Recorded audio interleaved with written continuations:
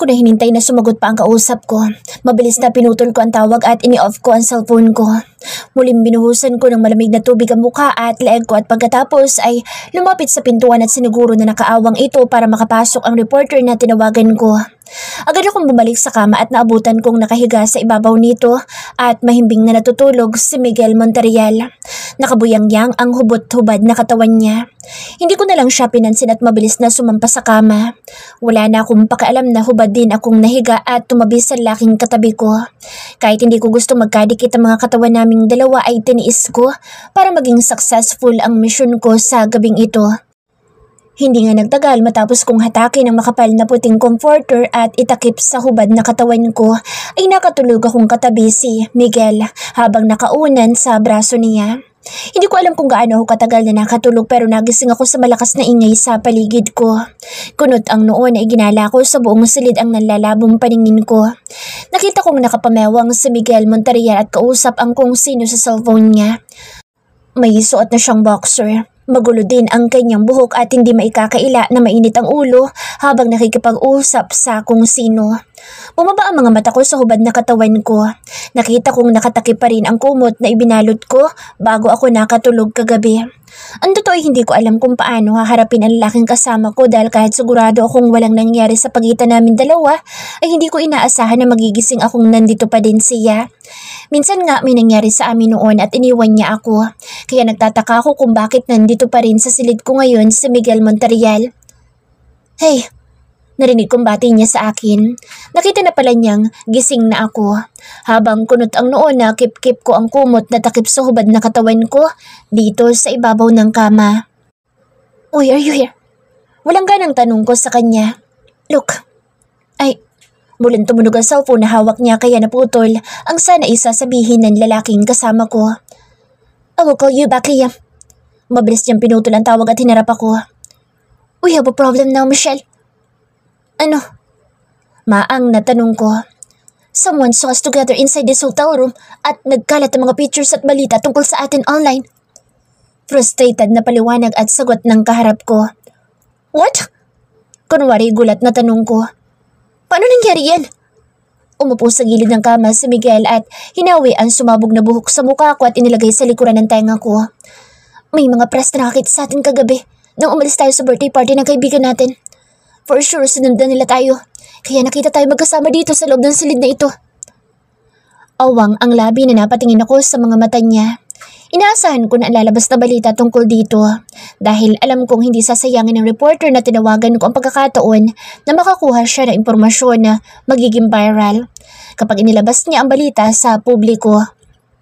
Don't worry, I'll do my best para maayos ito. Just give me some time. Sabi pa ni Miguel at ngumiti sa akin.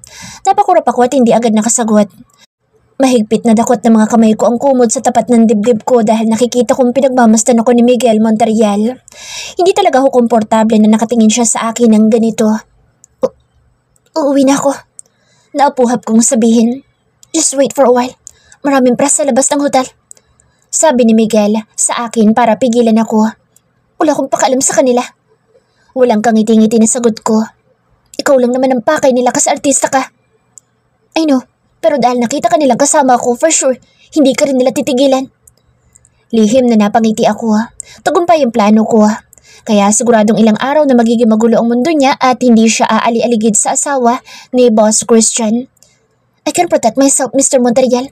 You don't have to worry about me. Formal na sagot ko. I have to.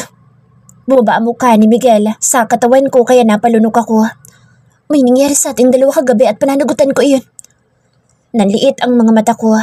Taas noon ay hinarap ko siya at tinapunan ng masamang tingin. Isang pagkakamali nangyari sa atin. Seryosong sagot ko. Nakita ko nagdikit ang mga kilay na lalaking kaharap ko nang marinig niya sinabi ko. Paano kung mabuntis kita? What would you do, Michelle?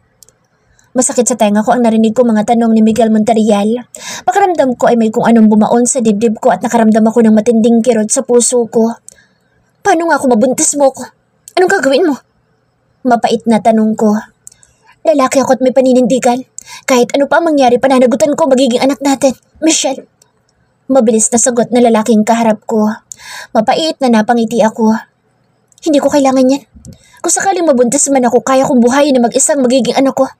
Kahit wala ka sa tabi ko. Hindi ko na hinintay na makasagot si Miguel. Kip-kip ang kumot ay mabilis na bumaba ako sa kama at pumunta sa loob ng banyo. Pakiramdam ko ay sasabog na ang dibdib ko. Ayoko makita niya ang kahinaan ko dahil ramdam ko kung paano gumuhit ang matinding sakit sa puso ko habang pinag-uusapan namin ang tungkol sa anak na inakala niyang posibleng mabuo. Hindi na niya ulit ako maluloko. Hindi ko alam kung ano talaga ang laman ng isipan niya at gusto akong panagutan. Gayong malinaw na nakita kong may babae siyang kasama noon at may mga anak na sila. Nagilamos ako at nagsipilyo. Minabuti kong maligo na rin para marelax ang isipan ko at makalayo sandali kay Miguel Monterreal. Ito ang pinakamahirap na misyong ginawa ko. Pakiramdam ko ay para itong patibong na kapag nagkamali ako sa bawat hakbang ko'y ikapapahamak ko. Nadatnan ko may kausap na naman sa cellphone niya ang lalaking kasama ko. Agad siyang tumingin sa akin nang nakita niyang lumabas ako mula sa shower room. Ramdam ko kung paano sinuyod ng kanyang mga mata ang kabuuan ko. Pilit na nagpapatay mali siya na lamang ako at hinanap ko nasaan ang damit na suot ko kagabi pero hindi ko nakita, maging ang underwear na hinubad niya sa akin. Pinadala ko sa laundry ang gown mo kasi nabasa yun kagabi nang uminom ka ng tubig. Narinig kong paliwanag ni Mr. Monterreal. Tumango lang ako at muling yumuko para hanapin ang hinubad kong panty kagabi. Pati na rin ang underwear mo. Nag-aakusang napatingin ako sa kanya. Sino nagbigay sa iyo ng karapatang gawin yan? Inis na tanong ko.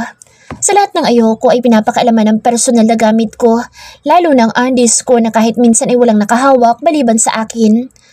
Lumapit naman sa akin si Mr. Monterreal at kinausap ako. Nakita ko kasing nasa sahig ng underwear mo kaya pinalaban ko na para hindi mo suotin na marumi. Natampal ko na lang ang noo ko. Nakakainis, pati ganitong bagay ay kailangan ko pantiisin para lang magawa ko ng maayos ang misyon ko. Nahihirapan ako makontrol ang emosyon ko. Nangingibabaw ang galit sa puso ko dahil sa mga naririnig kong sinabi niya. As if gentleman siya at concern nga sa akin. Kanina ko pa siya gustong palayasin sa harap ko at huwag nang makita pero hindi ko ito pwedeng gawin. Much better na nasa paligid ko siya para makita ko ang bawat kilos niya. I'm hungry. Bigla ay naisip ko sabihin para baguhin ang usapan namin dalawa. Okay. Maikling sagot ni Mr. Monterreal. Inabot niya ang wireless phone at tumawag sa customer service ng hotel. Narinig ko na lang na nagpapadeliver siya ng pagkain namin dito sa room ko at pagkatapos ay tinanong ako kung may gusto raw kong kainin ngayong umaga. Kapilang with cream. Maikling sagot ko. Kailangan kong kumain para magkaroon ako ng lakas dahil pakiramdam ko ay nanghihina ako ng husto. Ganito ang epekto sa akin na lalaking kasama ko ngayon kaya mas mabuting palakasin ko ang sarili ko. Umupo ako sa sofa habang naghihintay na dumating ang pagkaing in-order ni Mr. Monterreal. Gaya ko inaupo na rin siya pero katahimikan ang namagitan sa amin dalawa dahil walang kahit isa sa amin ang nagbukas ng usapan. Kahit nakayuko ako, ramdam ko na nakatitig siya sa mukha ko. Nakakunot pa siya ng noo at para bang may kung ano naglalaro sa kanyang isipan habang pinagmamasdan ako. Hindi ako nakatiis. Sinalubong ko ang mga mata niyang nakatitig sa akin at taas noon na nagsalita at kinausap siya. Don't look at me like that. Hindi ako komportable. I'm sorry. Hingin pa umanhin naman agad ni Miguel Monterreal. I don't know why, pero pakiramdam ko ay parang nangyari na ang ganito noon. Michelle. What do you mean? Nakasimangot na tanong ko. Para bang nagkasama na tayo noon sa iisang lugar? Mabilis na sagot ni Miguel. Nag-iwas ako ng tingin dahil hindi ko kayang salubungin ang kanyang mga mata. Huminga muna ako ng malalim bago nagtaas ng noo at hinarap siya. Baka marami kang babaeng na ikama, kaya pati ako'y nakala mong nakasama mo na sa iisang silid. Ramdam ko kung paano biglang bumilis ang tibok ng puso ko dahil sa narinig kong sinabi ni Miguel. I wonder kung may hinala na ba ang lalaking ito na ako ang babaeng basta na lang niyang iniwan noon sa probinsya, kaya ganito ang sinabi niya. Hindi ako nakatiis. Ilang lunok muna ang ginawa ko bago lakas loob na nagtanong sa lalaking kaharap ko. Anong ibig mo sabihin? Naskandalo ka na rin ba noon kasama ibang babae? Mabilis na umiling si Mr. Monterreal at pagkatapos ay muling tinitigan ang mukha ko. Ang mga mata mo, pamilyar talaga sa akin. Tila confused na sagot ni Miguel. Tapos maraming pagkakataon na nagigising ako sa madaling araw na may nakikita ko mukha ng isang babae. At sa tingin ko, kamukha mo siya. Hindi ako sumagot. Nag-iwas ako ng tingin at hindi na nagsalita pa. Hindi ko alam kung anong pakulo na lalaking kasama ko at nagpapanggap na hindi niya ako maalala. Imposible naman na nakalimutan niya ang mukha ko gayong 2 linggo siyang tumira sa amin sa probinsya. Kung sa bagay, malaki na talaga nagbago sa akin. Ibang-iba na ang kilos at pananamit ko. Maging ang hulma ng katawan ko ay hindi na tulad noon. Sagad ako sa exercise kaya madali para sa akin na itanggi na lamang ang lahat para huwag na namin pag-usapan pa. Ang hirap magpanggap na ayos lang ako sa harap ng tao naging dahilan kung bakit sobra akong nahirapan noon ng husto. Kaya nagbago ang lahat sa akin pero kailangan ko maging matatag para matapos na ang misyon ko. Ang nasa isip ko kasi kagabi ay wala na si Miguel. Pagising ko at tanging sa mga showbiz chismis ko na lang makikita ang mga balita tungkol sa kanya at sa nangyari dito sa hotel. Agad na tumayo si Miguel nang marinig ang malakas na tunog ng doorbell mula sa labas ng pintuan.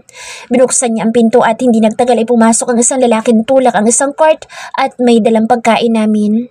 Habang isa-isang inaayos ng waiter sa maliit na mesa ang mga pagkaing hinatid niya dito sa amin, ay bumalik ako sa kama at binuksan ko ang cellphone ko.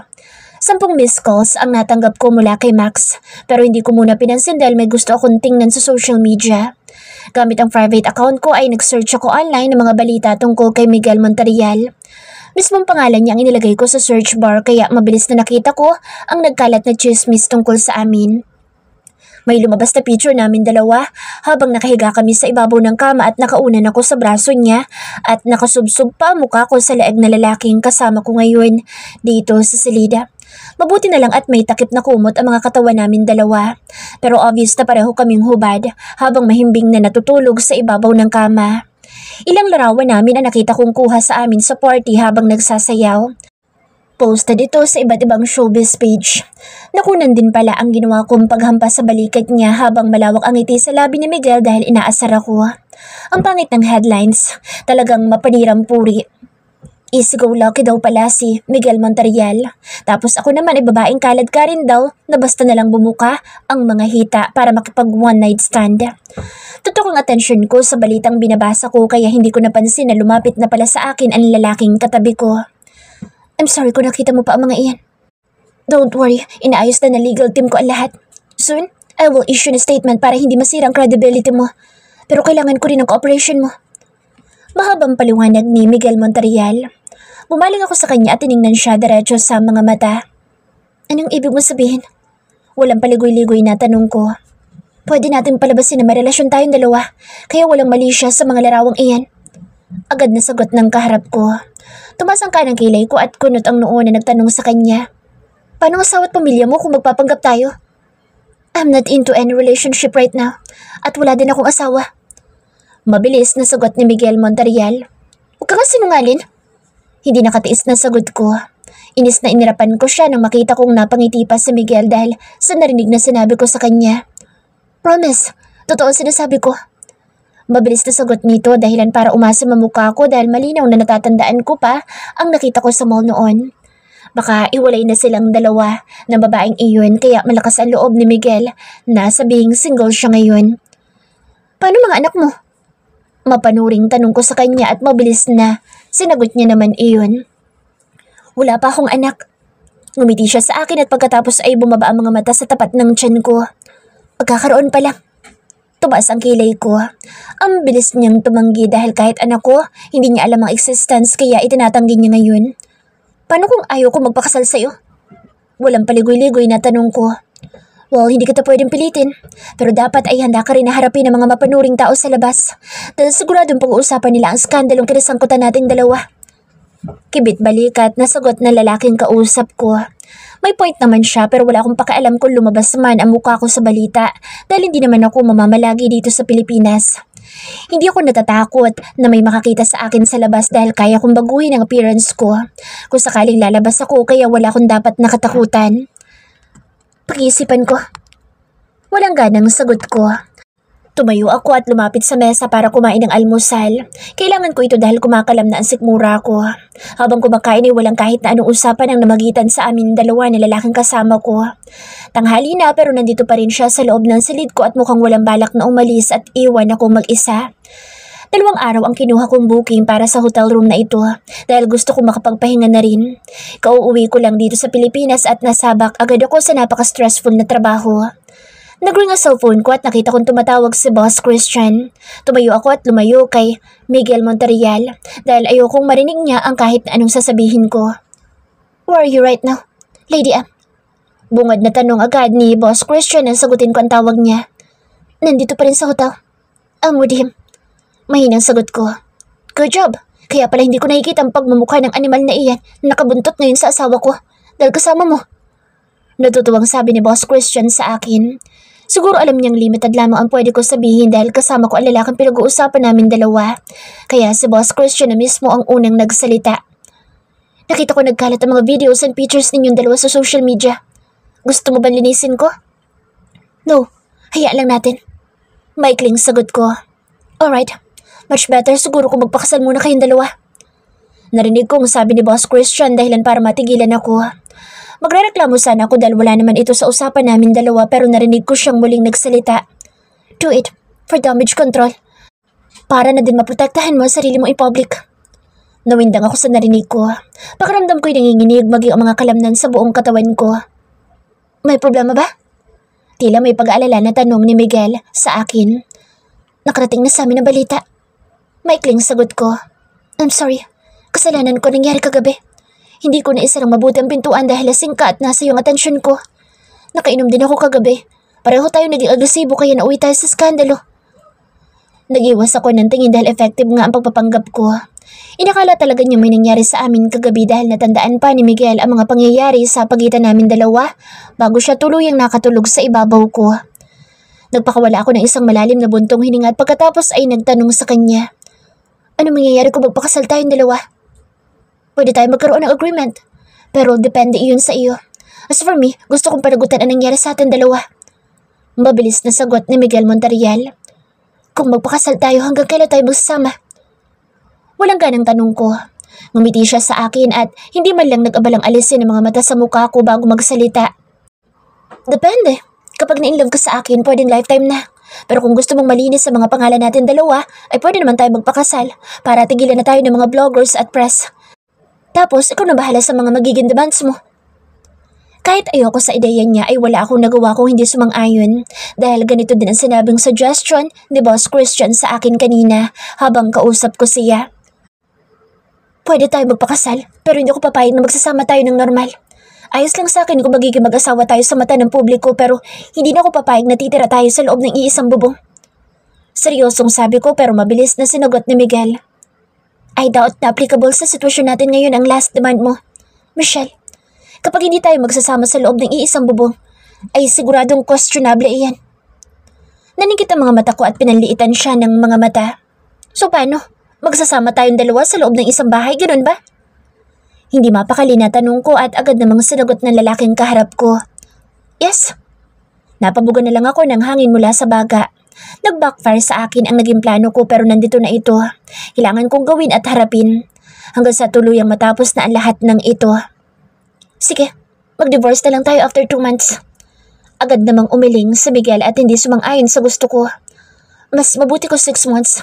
Kasi paano ko babuntis ka? Alam kong imposible mangyari ang iniisip niya dahil wala naman talagang nangyari sa amin dalawa. Pero ayoko siyang bigyan ng kahit anong ideya para paghinalaan niya ako. Paano kung hindi? Nang-aarok ang mga mata na tanong ko sa kanya. Ngumiti sa akin si Miguel Monterreal at sinagot ang tanong ko. Then, mas magiging madali para sa atin ang separation after 6 months. Dahil kailangan sa trabaho ay pumayag ako sa suggestion ni Miguel Monterreal.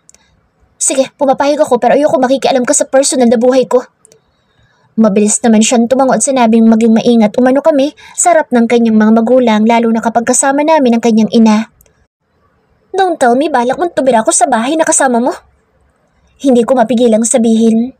Magiging mas kontrobersyal tayo kung hindi natin gagawin iyan, Michelle. At least, makita nilang magkasama tayo sa isang bahay.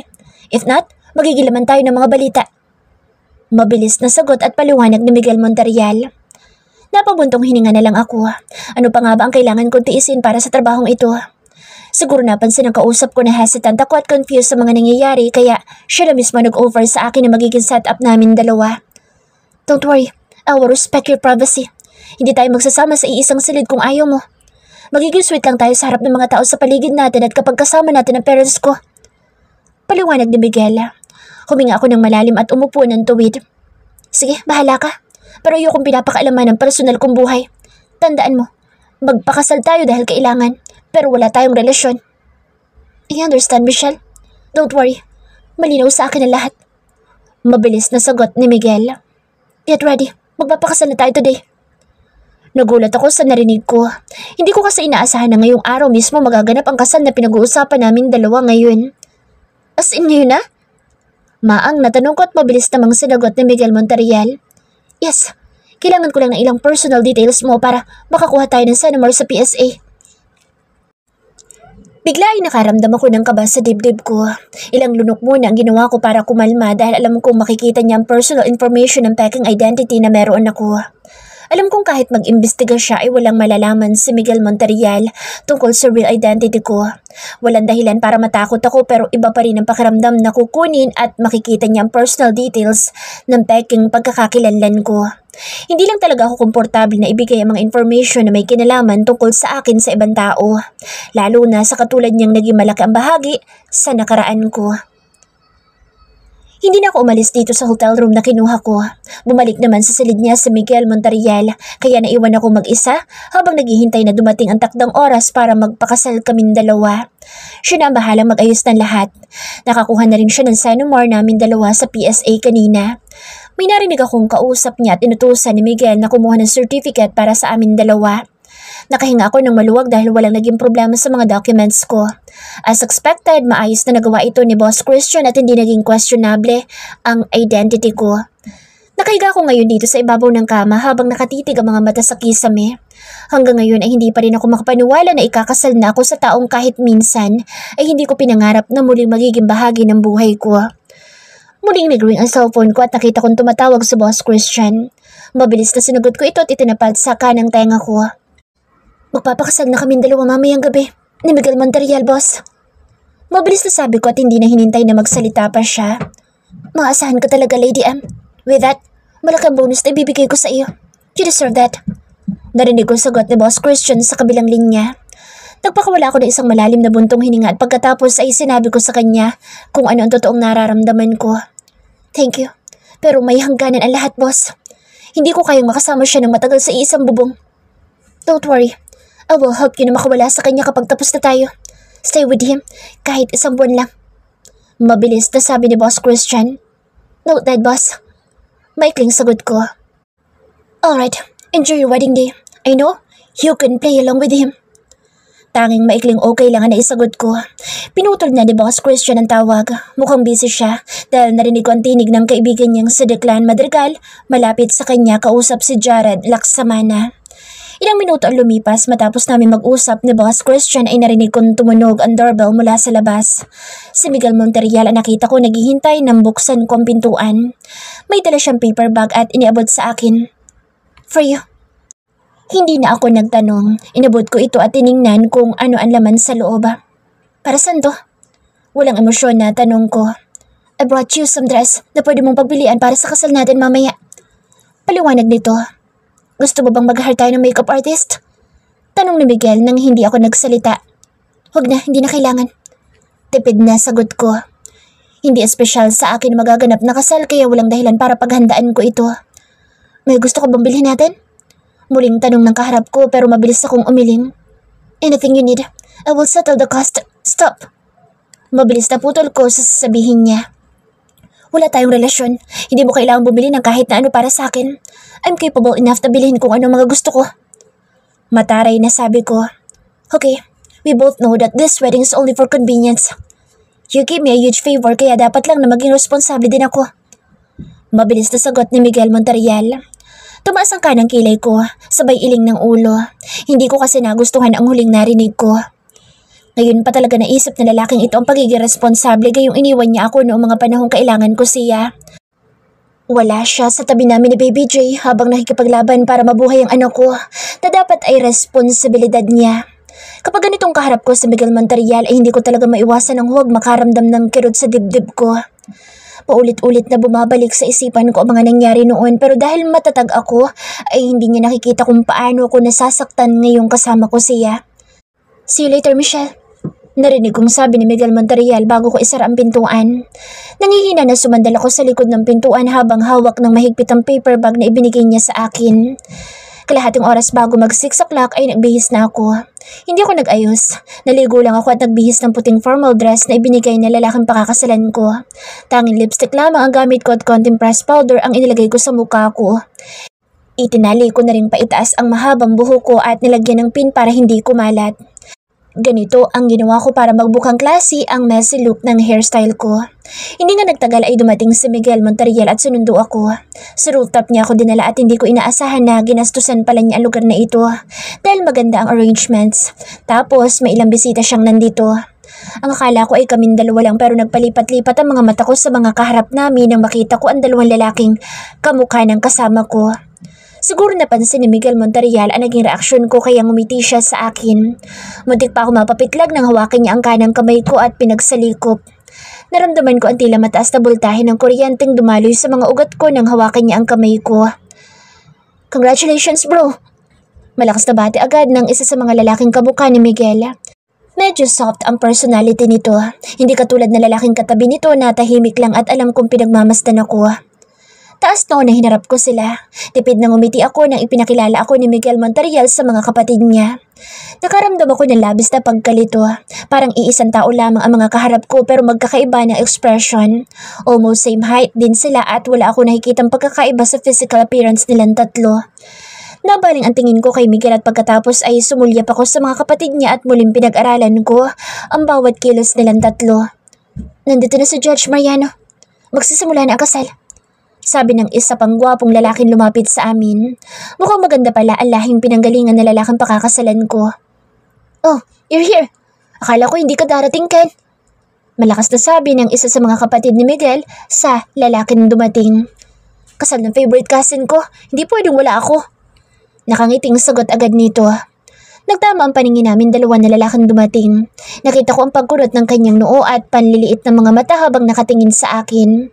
Huminga ako ng malalim at pinili kong huwag mag-isip muna ng kung ano-ano dahil baka mapahamak pa ako ng dahil dito. Para akong tuod habang papalapit kami ni Miguel sa lugar ko saan may ginawang altar. Minati kami ng judge at hindi nagtagal ay nagsimula na ang seremonyas para sa kasal.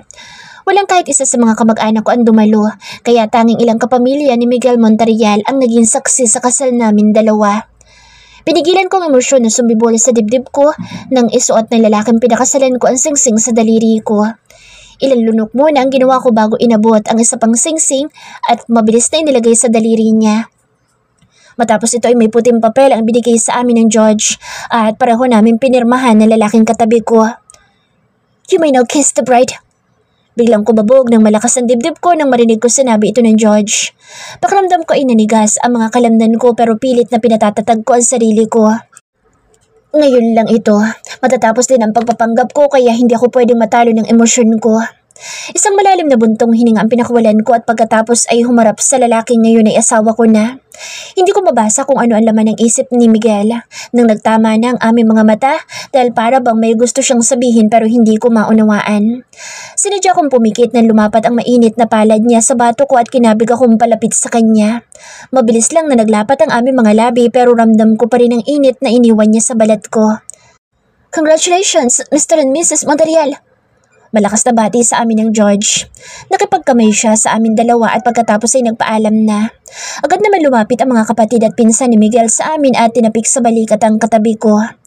Narinig ko ang biruan nila habang nakatayo kami at nag-uusap sila. Pero kahit minsan ay hindi ako nagsalita dahil paulit-ulit na pinagmamasdan ko ang bawat kilos ng mga kapatid ni Miguel Monterrial. Walang kahit isa sa kanila ang nakita kong nagpakita sa amin ng kakaibang treatment na para bang kilala nila ako. Nang pagmasdan ko si Leah Monterrial, sigurado akong hindi siya si Alex. Masyado siyang formal at very professional kung kumilos at magsalita. Tahimik lang noon sa Alex na para bang lagi nag-iisip ng malalim habang kasama ko siya noon sa Mindoro at sa bahay ni Lola nakatira. May similarity silang dalawa ni Leo Monterrial pero wala akong maramdaman na kahit na anong kakaiba sa kapatid ni Miguel. Nag-iwas ako ng tingin nang mahuli kong nakatitig pala sa akin ang pinsan ni Miguel na si Ken. Isa pa lalaking ito, ramdam kong may kakaiba sa kanya kaya dapat lamang na maging mas maingat ako. Nawala sa kanilang atensyon ko nang ayain akong umupo ni Miguel para kumain. Kahit wala akong gana ay umupo na ako at mabilis na uminom ng tubig. So, where's your family, Michelle? Biglang tanong ni Ken sa akin. Mag-isang anak lang ako at wala na ang parents ko. Maikling sagot ko. I'm sorry, I shouldn't ask you about that. Ito kasi asawa mo, ngayon ka lang ipinakilala sa amin. Tapos biglang kasal nyo na? Sabi pa ni Ken. Ginagap ni Miguel ang kaliwang kamay ko nakapatong sa ibabaw ng mesa at pinisil. Matagal na kami magkakilala. Yun nga lang, hindi ko siya agad nahabol lang sa pakin ako kasi nagtago itong asawa ko sa Russia. Muntik ako mabulunan. Alam pala ni Miguel na sa Russia ako pumunta after ng away namin dalawa. Interesting. Mukhang pinaimbestigahan niya ako kaya may alam siya kung nasaan ako. Umiti sa akin ang isa sa mga kapatid ni Miguel. Wow, ikaw pala yun ang bugbog kay Miguel noon? Natatawang sabi ni Liam. Ang bastos kasi nitong kapatid mo noon. Nakasimangot na sagot ko dahil naalala ko kung paano kami nag-away ni Miguel sa car park noon. Tama lang na binugbog mo ngang asawa mo kung binastos ka pala niya noon. Sabi naman ni Leo nang umiti pa sa akin. Bumawi na ako kaya nga ngayong umuwi itong asawa ko dito sa Pilipinas ay pinakasalan ko agad. Mayabang na sagot ng katabi ko. Kumindat pa siya sa akin at ginisian ang mga kaharap namin. Siguradong lagot ka kay mommy. Alam mong mainit ang ulo niya dahil nakalad ka ng pangalan mo sa skandalo. Napapailing na sabi ni Liam. Chismoso lang ka sa press. Alam mo namang maingat ako, Liam. Kaya lang nasundan kami ni Michelle kagabi. Agad na depensa ni Miguel. Di man lang kasi kayo naglak ng pintuan. Natatawang sabi naman ni Leo.